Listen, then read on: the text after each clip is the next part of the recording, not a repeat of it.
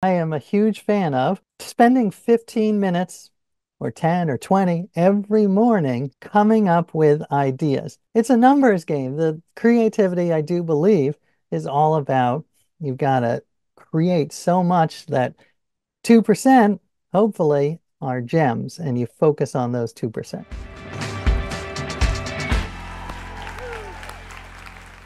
A.J.Jacobs, you're back. It's so good to have you on the show. Welcome.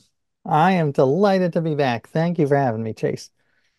Every time you put out work, the world is a 1% better place, or maybe more percentage. But I mean, it is such a treat to consume the work that you put out there in the world, to dig into the projects. And I know that the audience who's listening and watching today is excited to hear from you. But for the handful of people, let's call them the nine people who might not be familiar with you or your work. I gave the fancy pre-prepared bio at the beginning of the show, but in your own words, can you articulate for us, the new folks here, a little bit about you and your work?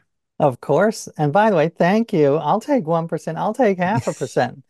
Uh, yeah, I am a nonfiction writer, and what I like to do is do perform experiments on myself, more social experiments, and see what I go through an adventure. See, sometimes it's painful at the time, often it is embarrassing, but at the end, my hope is to get wisdom out of it. So, for example, a few years ago, I lived by all the rules of the Bible, and because I knew nothing about religion, and I said, I'm going to try everything, the Ten Commandments to stoning adulterers. And I did. I used very small, I used pebbles, so I didn't get thrown in jail. Uh, Another project was I tried to be the healthiest person alive because I ignored my body. I just thought of it as something to carry my brain around. I followed hundreds of pieces of health advice from a wide range of bodily advisors, and that was fascinating. I did one where I tried to thank 1,000 people who had anything to do with my morning cup of coffee to try to build my gratitude muscle, which we talked about on the Mhm. last episode, so which was wonderful. Also bizarre, but wonderful. I thanked the barista and the farmer and the logo designer and the truck driver and on and on. So those are the types of experiments I love to do and report back. Okay. One has to ask, how do you come up with these experiments? Because they are wide ranging from coffee farmers in Central America to, again, your new book, which we will talk about today, Living Constitutionally. Now, we know this is not a historical, the show is not about history. The Constitution is a topic of pop culture right now, but I know you learned so much more, and we'll talk about that. But from the Constitution to, coffee farmer in Central America to, uh, I don't know, carrying around a staff when you're living biblically, like where in the world do you get these ideas? Think there are two answers that I can think of right now. One is that whatever the topic is I'm fascinated with, I want to dive in. I want to immerse myself. I love the idea of walking the walk, talking the talk, and carrying the musket in this case, and eating the boiled mutton. So I love there's the phrase method acting. Yeah. Uh, I try to do method writing because I feel you can learn by experiencing. And then the other aspect that I am a huge fan of is making spending 15 minutes or 10 or 20 every morning coming up with ideas. I know some people say they get their best ideas in the shower or taking a walk. That does not happen for me for whatever reason. I've come up with my best ideas when I make an appointment and turn everything off and spend 15 minutes coming up with ideas. And they could be about anything, books, or sometimes I'll have the week magazine. So I'll have these topics and I'll just start riffing on them. And by the way, 98% of the ideas I come up with in this are terrible. They're just crap. But it's a numbers game. The creativity, I do believe, is all about you've got to create so much that 2% hopefully are gems and you focus on those 2%. Yeah, if you're doing this exercise daily, let's just do the math really quick here, and you're generating, 20 ideas. Let's call it 10 because the Right, math's easy. You get, 2%, you get a fifth of one good idea a day. So right. let's call that roughly, you take the weekend off. It's a good idea a week. Yeah. Well, And and also you don't need, I mean, say you get like, I'm talking a really good idea that might make a book a week. But then there are the ideas that you can just bring up in conversation and they don't need to be grand works, the opuses. So I think my hit rate is higher than 2% if you account stuff that I just think would be fun to talk about with my friends and family. well, we know as creatives and artists, writers, whether you're building a business or making clay pots, it is largely a numbers game, and that creativity is a muscle. And this idea Yes. of developing the muscle, and mostly when people say, "Oh man, I could never, fill in the blank," right? Like you were take pictures. I'm like, okay, let me help you. Show me your trash. Show me your garbage. And most people can't show us anything because they're stuck. They're paralyzed, not doing anything for fear of doing something that's not good. And we know that that is not the best way. Science tells us that that's not the best way to the best ideas. So thank you for sharing how you come up with this. Let's just pull on this one thread a little bit longer now. Of Is this course. the same when you're in the writing process? Do you have a similar set of behaviors on the daily basis of what you're going to write about within the context of, for example, when you figure out you're going to live biblically, or when you're going to, be grateful, or when, in this case, you're going to follow the Constitution? Is this a practice that you continue? Absolutely. I love that question. And so I do the 15 minutes general, but then say I'm sitting down to write. I've done my research, I've done some living. I'm sitting down to write about whatever it is, a chapter on muskets.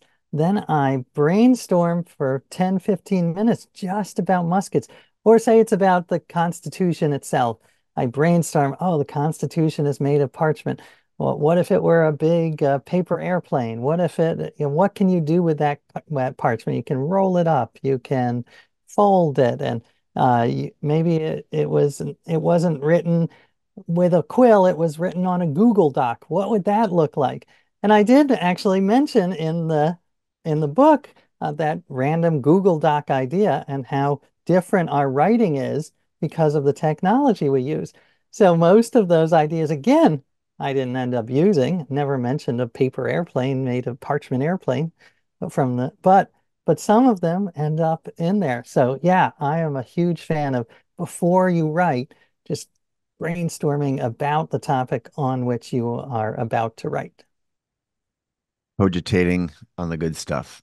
All right. Exactly. So we are at the point where you've delivered to yourself a good idea. You realize that the Constitution is timely, interesting. Like what were the lenses through which you judged the power or the efficacy of this idea? I mean, I love that we're diving right into creative process here because you're widely creative.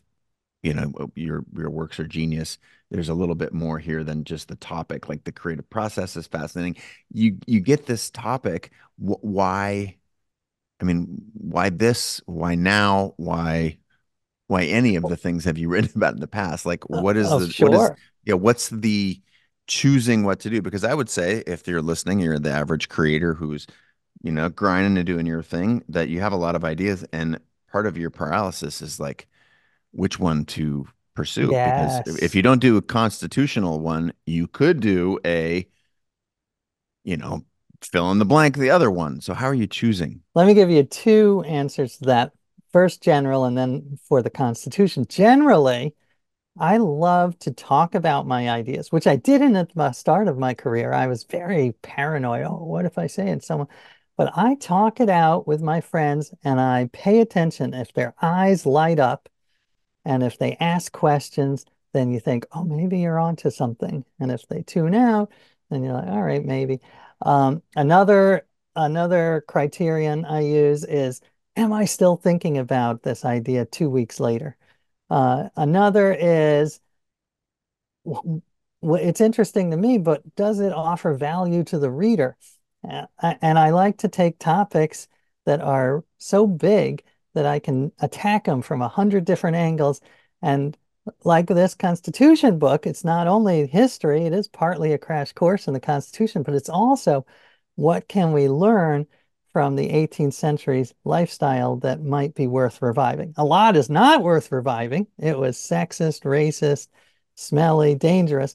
But there are ideas about virtue and controlling your anger and slow thinking. All of these that we can talk about, I think, are worth revisiting.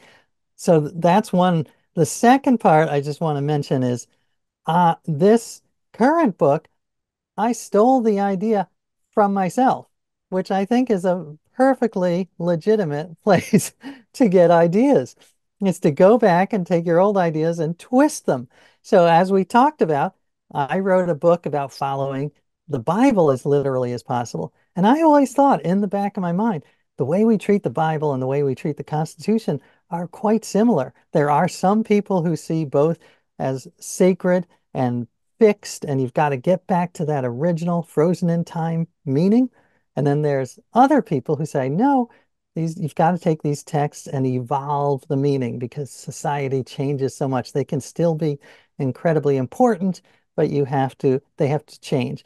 So I was like, oh, there's always this in my head. I could do the year of living constitutionally. And then outside events propelled me to do it because in the last couple of years, this idea of original meaning has been such a huge driver and effect on our lives because the Supreme Court, the majority of the Supreme Court now sees that as the main way to interpret the Constitution. And it has an effect on every part of our lives, where we go to school and what we carry and who we marry. So I thought, all right, this this idea, its time has come. And that's why I decided to do it now. It's clear that this is well timed.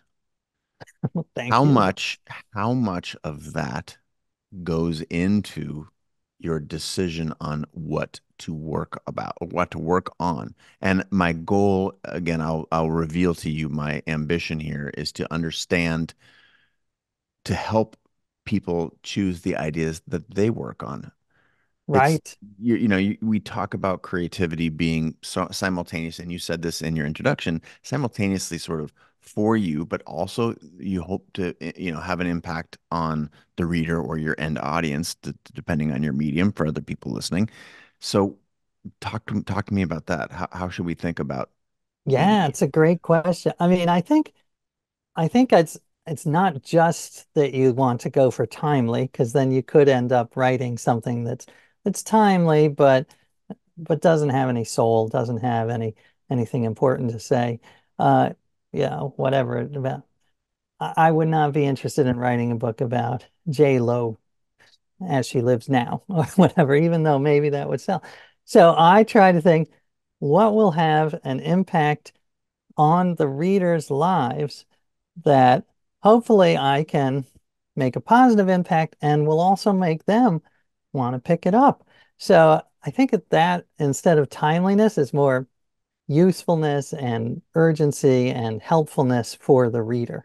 Hmm. And I will say this, my favorite founding father is Ben Franklin, and he was kind of the first self-help author. If you read his autobiography, he is all about, and he gives you tips which are really concrete and wonderful.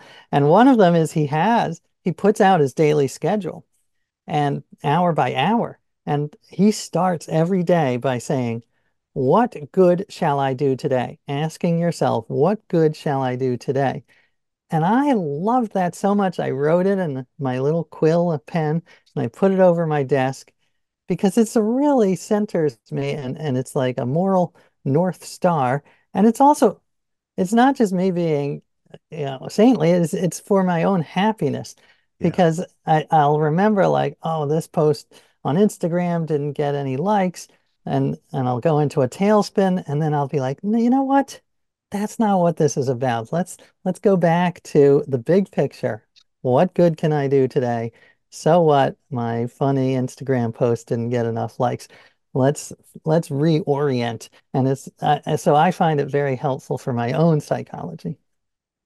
There is certainly wisdom there. And I love, just generally being, if Maharaji would say, you know, care for others, or Mm. this idea that doing good in the world is a virtue and a value. What are some of the other virtues that you feel like living constitutionally connected the dots for you from the past to here? We talked earlier, just briefly, you mentioned virtues or some of the things that you've learned. What are some others? Well, one huge one was that I was trying to use the technology of the 1790s as much as I could uh, to get into the mindset of the founding fathers so I could interpret the Constitution in that original way. So I didn't do it. I mean, I still used a computer. I ordered my quill pens over the internet. So I should have gone out and plucked the feathers off the geese. Uh, but once I got the quill pens, I tried to write as much as I could with a quill pen, and it was awesome. It was because you're writing on paper. There's no dings and pings to distract you. There's no internet pulling your attention away. You're able to write and think, I believe, more deeply and profoundly and with more nuance. Mm, And that, I think, is something that you lose when you're thumb texting an acronym and being totally reactive. This is not being reactive. Like it slows down your thinking. It gives your thinking a waiting period. And you don't need to use a quill pen. I happen to love the sound of a quill pen, the scratch, scratch, scratch.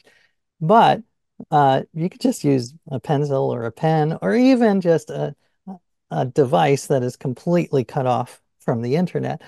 But I think that is an important part of thinking is slowing down.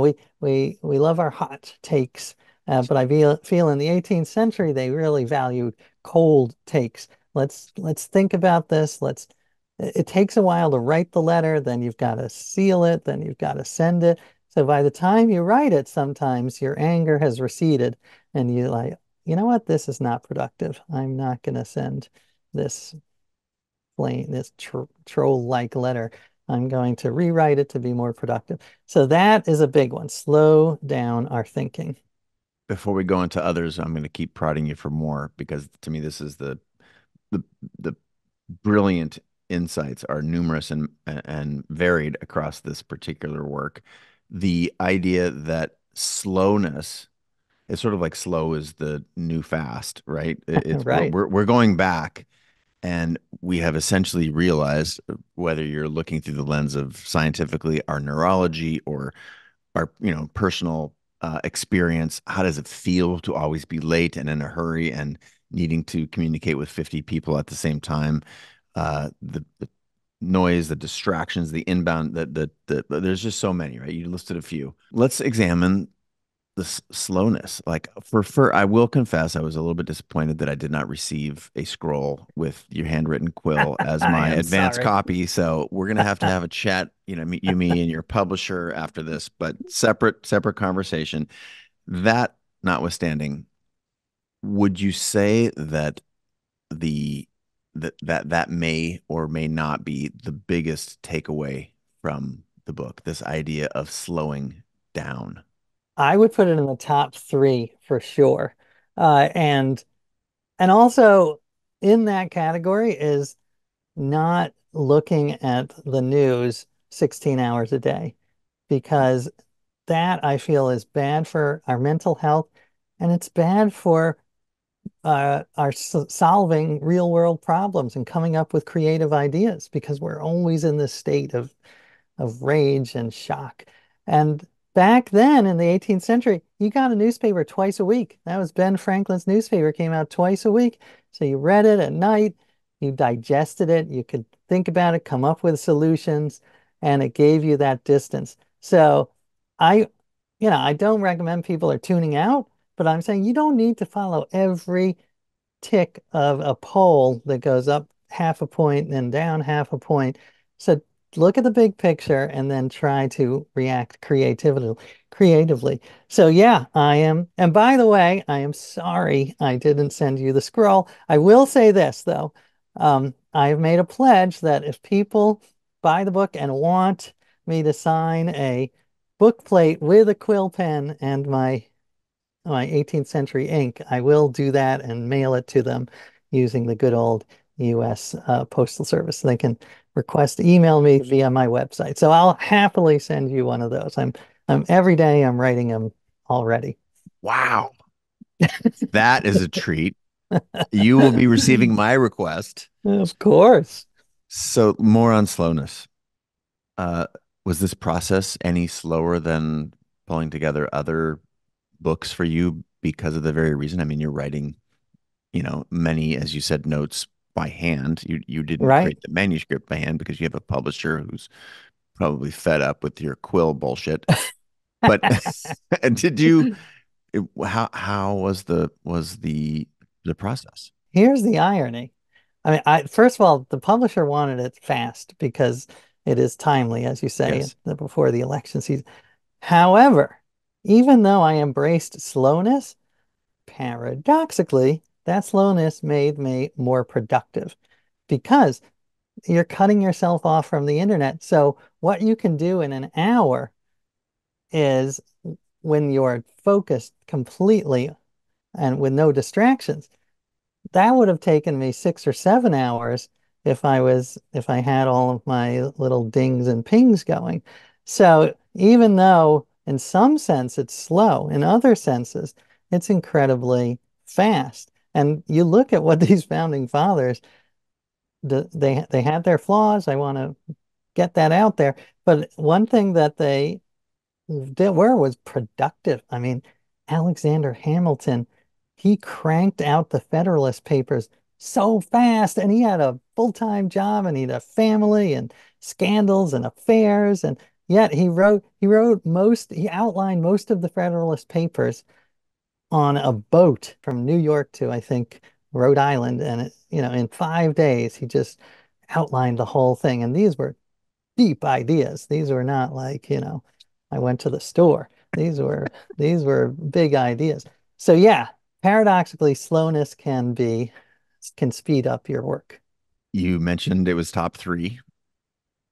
Let's while we're on it, let's get can you give me the other two or maybe a few in the top five so we can still Sure. grok some more Yes, of these I brilliant would ideas. love. I love slowness, by the way. To me, this and I'm struggling for that in my life. I obviously I take this to heart from your work, and I will say thank you. Others that we might share with our readers, these insights that are in your top five from this process. One I love, and I think this will resonate with your listeners because from what I know of them, curiosity, this idea of curiosity and flexible thinking.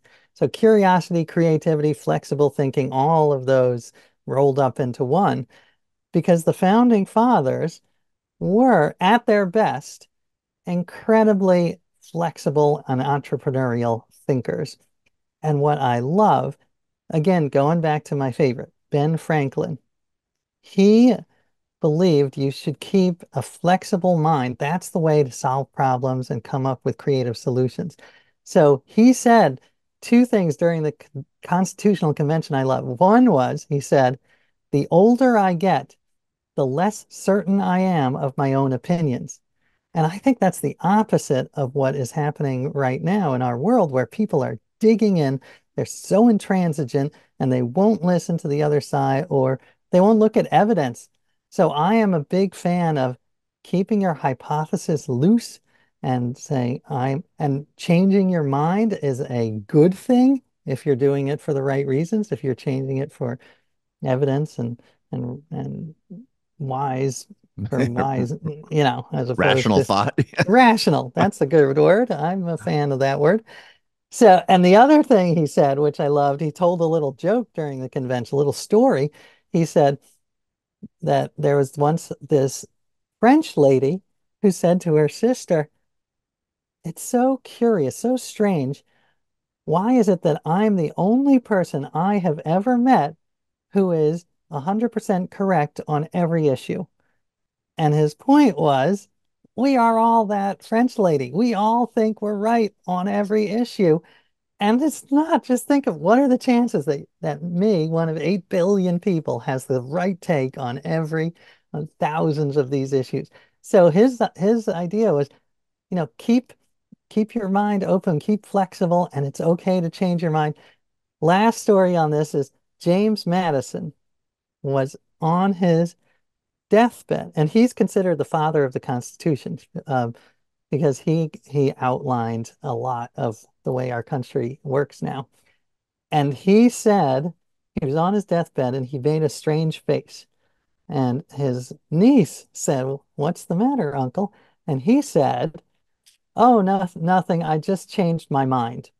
And then he died. So we never will know what he changed his mind on. It could be the bicameral legislature, it could be soup. Who knows? But the fact is, right up until the end, he was famous for changing his mind when he saw something that he believed in that was not working. So it's all about experimenting. Like, does this work in reality? No, then let's change it. Let's fix it. Let's tweak it. So right up to the end, James Madison was thinking, all right, let's think about what's right and what's working, and let's change it if it doesn't work. Beautiful. Thank you for sharing those. Slightly new direction, 10% potential, increased potential for hilarity. You performed many of these things I shared with you right before I started recording. The last thing I looked at before we joined this gathering between you and I here, it was a picture of you sitting on a wooden chair in the subway. So this was about plastic, for example. You weren't going to use Right. plastic. There's article in New York Times.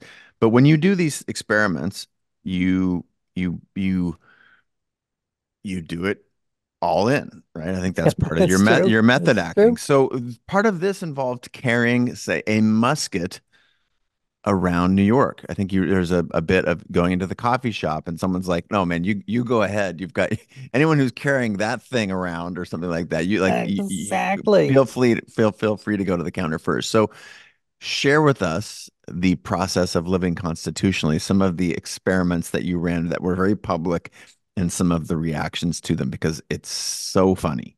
Well, thank you. Yes. So carrying a musket was definitely an unusual one. As you say, it did come in handy when people let me in line, but also got some weird looks. But the idea was I'm trying to follow the Constitution as it was originally written, and that was what they meant. Also, same with social media. I gave up Twitter and all on Instagram, and I wrote with my quill pen and I handed it out on the street, and that was the way I communicated. And again, there was something wonderful about seeing people eye to eye. And I was committed. So I had my tricorn hat, I had my regimental coat, my buckled shoes. So a lot of people were like, they thought I was someone in Times Square, like one of those mascots who dresses up, which I guess I was a little. So some of them would avoid me, but others would engage. And by the way, I am a big believer in, as you know, committing to the bit, including the exterior, because I've talked about this last time on your show, how the exterior shapes the interior. Often our actions, our behaviors, even what we wear has an impact on the way we think. And so for this one, I went and I bought, there are these historical reenactment societies that I joined, and they have these tailors who make these clothes. And even wearing the clothes taught me little life lessons, little pieces of wisdom. And I'll give you one example, which is I will never take elastic for granted again. So it's these little things that we take for granted in the modern world. I had to wear these socks, these stockings is what they were called, made of wool, and they were woven. And they didn't have elastic, so they would just fall down in a puddle around my ankles. So what I did was every day I had to do what they did back then, which was put Tie on, them up. tie them up. little sock belts. They weren't even garters. They were pre-garters. They were little belts that you had to put on. So the amount of time I spent putting on sock belts, I'll never get that time back, but it made me grateful that there are these things we take for granted, and we've talked about the hedonic treadmill. Like, you get something new that makes your life a little better, and within a day, you're used to it. You're taking it for granted. So this was a nice way to remind myself, there is so much, even just a faucet in the kitchen. They didn't have that. You had to go if you wanted to wash your dishes, take them to the river. You had to go get the well and take the water in. So, and I tried to replicate that a little. I went to the bathroom that is farthest in our apartment to get the water and bring it to the kitchen. Not quite the same, but the idea was to remind myself all of these little things that we take for granted. Oh, one last example of that. When I was reading the newspapers from the 1790s, because I wanted to get into the mindset, there was an article in the Philadelphia paper, Ben Franklin's paper, about this wild new idea of numbers on houses. So you could actually write a letter or tell someone go to 75 Congress Street, as opposed to, go down to the to that pile of manure and then make a left. So this was seen as a big step forward, house numbers. And and of course, that is never something that occurred to me as well, of course they're house numbers. There always been house numbers, but no, someone had to come up with it. Brilliant. And simultaneously, it makes me want to look at the other side of the same coin, which is for all of the um, playful, interesting, uh, maybe even, comical, or I'll even say insightful things that you have taken with you. The idea of slow productivity, for example, to reference Cal Newport's term, great, great book. I don't know if you've read that one, but Oh yeah, yeah, it's brilliant. The flip side of some of this stuff, you cited briefly in the beginning of our conversation some of the tragic aspects of gender and race, for example. This is the dirty underbelly. And I think there's a line in the book you talk about when we the people meant we the white male people. Uh, so right. so share with us some of the things that this process, your method writing, and that revealed that you could share with us. Of course, yeah. Well, as we discussed, there is wisdom from the 18th century, but at the same time, in many ways, it was terrible. It was, as we said, it was sexist, racist, dangerous, homophobic, the whole thing. Now, one of my favorite writers on race and America is Frederick Douglass, who was the great orator and abolitionist in the 1800s. And I'll just tell a quick story of his evolution of thought on this, which I found so profound, which was he was an abolitionist, and the other big famous abolitionist at the time was named William Lloyd Garrison. He was a white man, and he said that the Constitution was a pact with the devil because it did condone slavery. It still allowed for slavery to exist. So he said he burned the Constitution. He literally burned, he was a showman, so he would give speeches and burn the Constitution in front of people.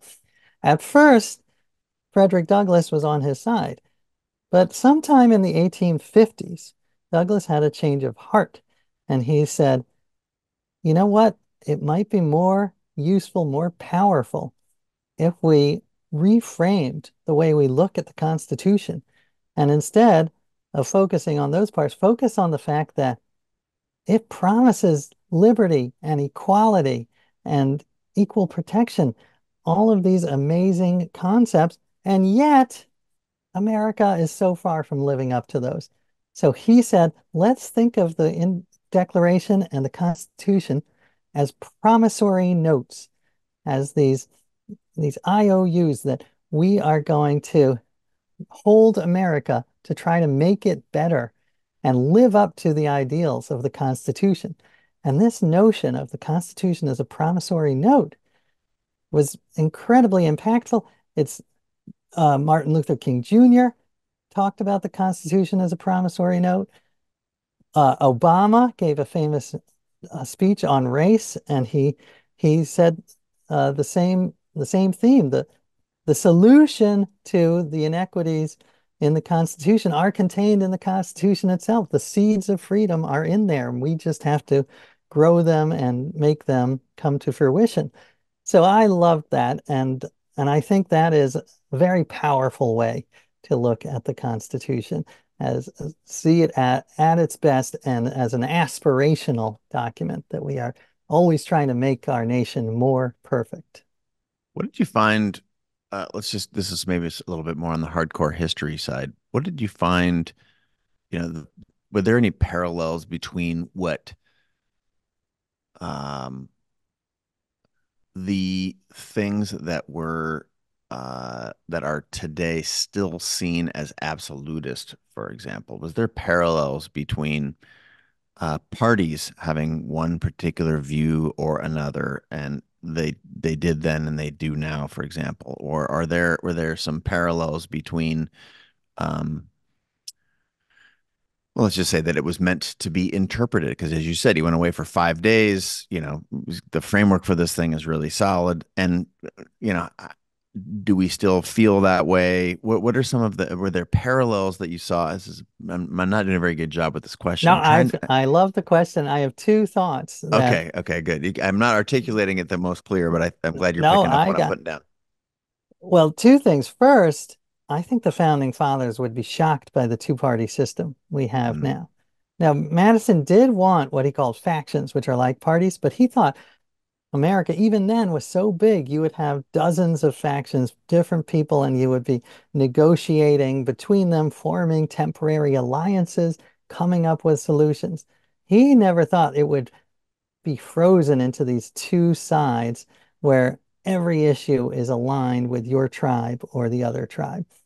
I think that that is a huge problem huge that we problem. face. Yeah, and there are other democracies that have more flexibility, like that have five or six parties that and then the second thing that occurs to me is you mentioned this absolute thinking, and I do feel that that is not very founding era way of looking at the world, for better or worse.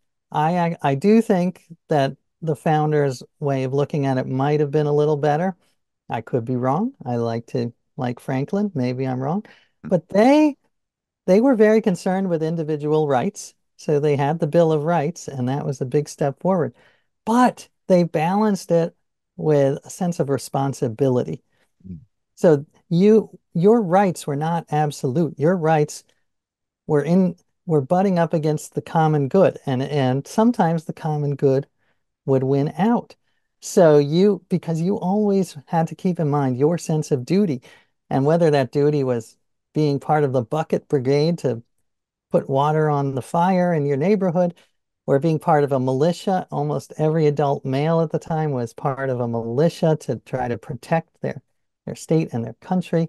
And so this sense of duty and civicness and responsibility was really deep, and it balanced the idea of individual rights, which I love because Mm, we are not just individuals, we're also part of a community. So you yeah. have to look through both lenses when you're making a decision. What would you consider the most surprising insight that now on the other side of this project that you've walked away with of the ones that you mentioned? And I hate when I get asked superlative, what's the most, the biggest, the best? It's loaded, so I'll grant you that. But I'll just what was a top, if you will, Yeah, no, I would, surprise? Some of the surprises that as you lived this way and learn more about it, right. especially through the lens of our now, our what I'll just say modern, for lack of a better word, the modern world. Like, what were some of the biggest surprises, with the biggest gaps? Well, I could go 100 different ways. I mean, there's the surprises that how politics works today as how different it is from the way the founding fathers. But since this is not a political podcast, maybe I'll say one of the big surprises was this fascinating paradox where you realize it takes a community to do anything. Uh, but at the same time, one person can make a huge difference in history. And I'll just quickly tell the story of the 27th Amendment, which is our most recent amendment passed in 1992. And it was all because of one person. This this guy who was a kid then, he was a college student in Texas who found that this amendment that James Madison had written back in the 1790s was still in play. It was like a zombie amendment. It had never been passed, but it had never been rejected. It didn't have enough votes from the state legislatures. But it was a good amendment. It said Congress cannot give itself a raise in that it could only give a raise to the future Congress. And so he said, I'm going to try to get this passed. And he wrote letters at the time. That's what you did. And he wrote hundreds of letters to state legislatures. He got Maine to sign off, and then other states followed like a domino. And he almost, not almost single, he started it, but then other people joined. But he was able to get an amendment to the Constitution passed. And he just found out about it because he was a student at the University of Texas, Austin.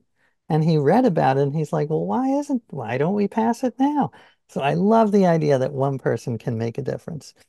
Let's just continue down that uh, path for a moment.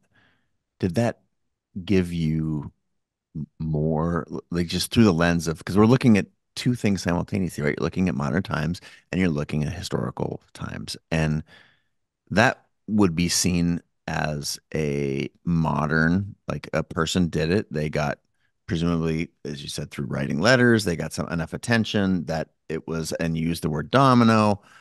Uh, was that the same way it happened back then? Because it feels like now, like that is the rare example. And I'm not trying to Mm, poo-poo the fact that one person can have, because if we didn't believe that, then, why even play the game? But what do you feel that that is the exception or the rule? And how does that compare to, was it easier back right. in the day to get shit done? Or was it only easier to get shit done if you were a white male who Mm. had, who dressed like you dressed in this picture here I'm looking at with Oh your yeah, I'll put straw it on hat? right now. I mean, but Well, compare and contrast those things for me. no, you're absolutely right that you need both. That you can have an individual needs the community. And actually, I tend to think more community action is more powerful, both then and now. Sometimes you need one person to start it. And I'll give you an example. This is another value from the 18th century that I found incredibly relevant to my own life, which is that back then, voting, election day was considered a holiday. It was a huge festival because of this right to choose your own leaders was something brand new and awe-inspiring. Granted, it was for a very uh, privileged minority, the white males. But this idea that you could choose as a citizen your leaders was so celebrated that election day was it was like well, I won't say Coachella, but it was like you had music, you had farmers markets, you had celebrations, you had rum punch. They loved their day drinking, and you had election cakes. And I kind of glommed onto this idea of election cakes. Let's bring that back. And so I was able to, using Facebook, which was not 18th century, apologies, but I had this idea to have people in every state cook, at least one person in every of 50 states cook an election cake, bake an election cake and bring it to the polls or bring it to work just to celebrate this idea that democracy is sweet. No pun intended, or pun somewhat intended. And and it was wonderful. And that was, you know, it was a community effort. And it was just, that's probably my favorite part of the whole, because it gave me a sense of optimism that things can get done. And people would write me and say, I've been so depressed. this by politics and this feeling of uselessness, and even this little uh, symbolic action of baking a cake and bringing and trying to celebrate democracy. It gives it gives me hope. It gives me some energy to try to do even bigger reforms like gerrymandering or whatever real reforms we need to do. But don't underestimate those little actions like baking a cake to bring a community together. Beautiful. So, one of my favorite sections of the book, I think it was probably I would cite this as such because of where some things that I'm working on right now. I don't remember if it was a chapter. I've got the PDF open in front of me here rather than a actual book. But Apologies the again. no, no, hey, I get it early. It wasn't a quill. It would probably be harder for me to find it, honestly, because I couldn't search the PDF. At least I couldn't. It would be Right. difficult to search the parchment. That said, the idea of Robo Madison, and to get people in on the joke, you basically ask ChatGPT to answer as if I think it was Madison, right? Robo Madison. Yes, Yeah, yes. answer as if you were Madison. And I think it's fascinating that it simultaneously is in our culture, right? Because this is a large language model that is fed the language of the culture via the internet. And Right, so it's forming its thinking based on the inputs that are out there in the world. And it is, ask it several questions. Were you surprised, dismayed, excited? Like what did you find? And also, what do you feel like that reflects right. about modern times? Well, yes, exactly. The idea was I said to my son, if this were a movie, I would time travel back and talk to James Madison. He's like, well, why don't you just use ChatGPT? So I would put in questions and say, answer as if you are James Madison. What do you think of the gun debate today? Or what do you think of AI and ChatGPT today? And and it committed to the bit. ChatGPT, it went like, Went all dear in. dear esteemed citizen Jacobs, that kind of thing. Uh, and it was interesting because it had some liberal leaning answers to some questions like guns, where Robo Madison said that he did not think the Second Amendment should cover semi-automatic weapons, which is a more liberal but he also had some conservative opinions about like whether whether private businesses like bakeries can refuse to make cakes for gay weddings. So it was a mix. I do not take it very seriously. Like that is what Madison would think. I mean, it does digest all of Madison's writings and speeches, but it's programmed by humans. It's got biases. Who knows what the real Madison would have thought? The real Madison, what, as I mentioned before, was a very subtle thinker. So it's impossible to predict what he would have said, and he might have changed his mind from one day to the next. So it was a fascinating experiment. I don't think that is the way to get to the original meaning.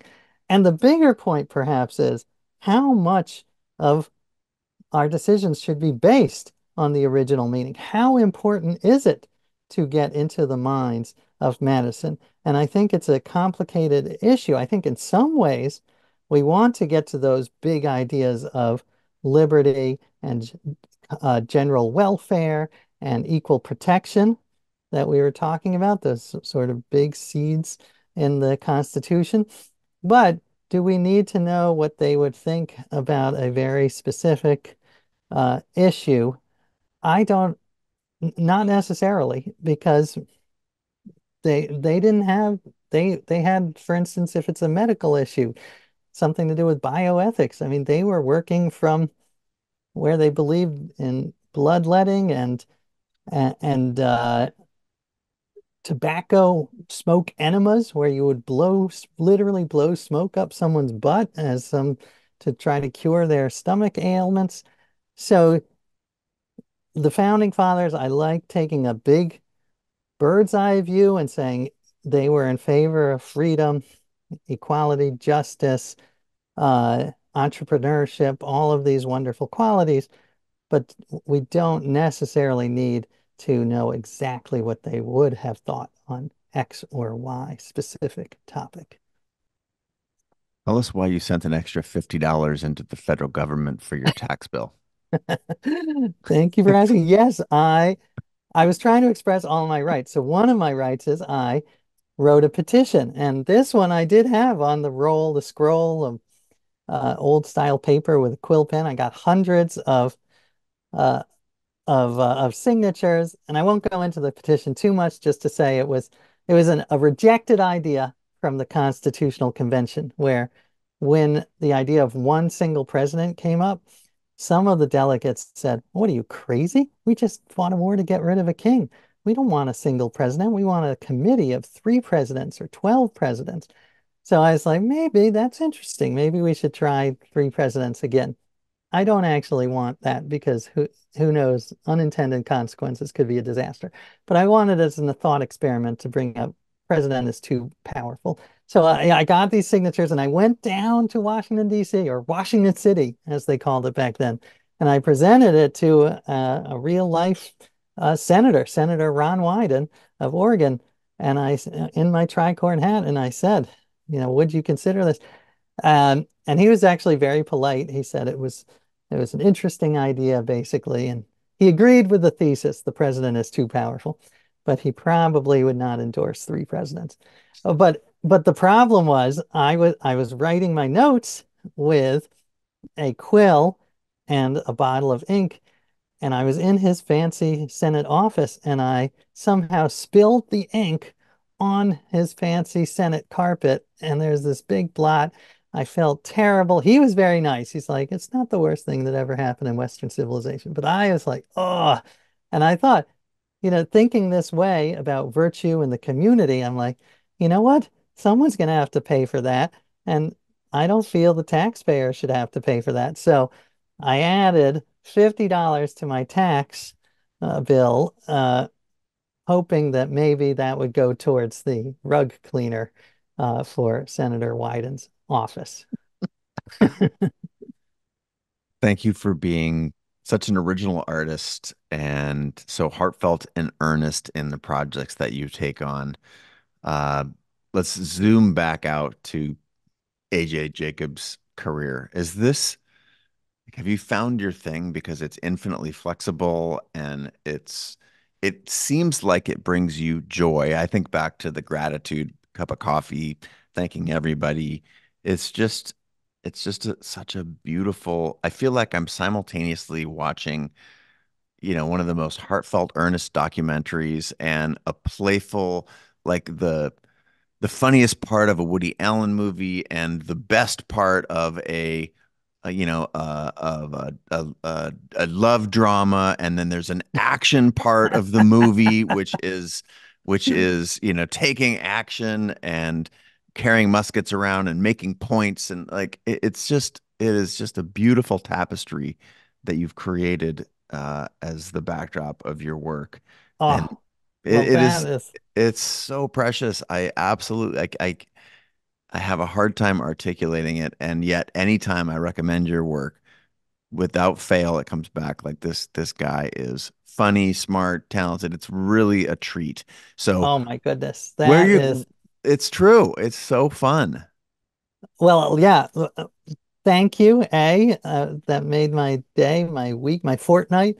Uh, I really, because I love that idea of being deeply earnest but deeply playful at the same time.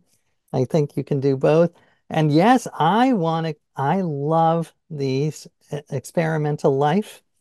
And I also am an evangelist for other people adopting the experimental life, which you talk about and your listeners do, I think, in a great way.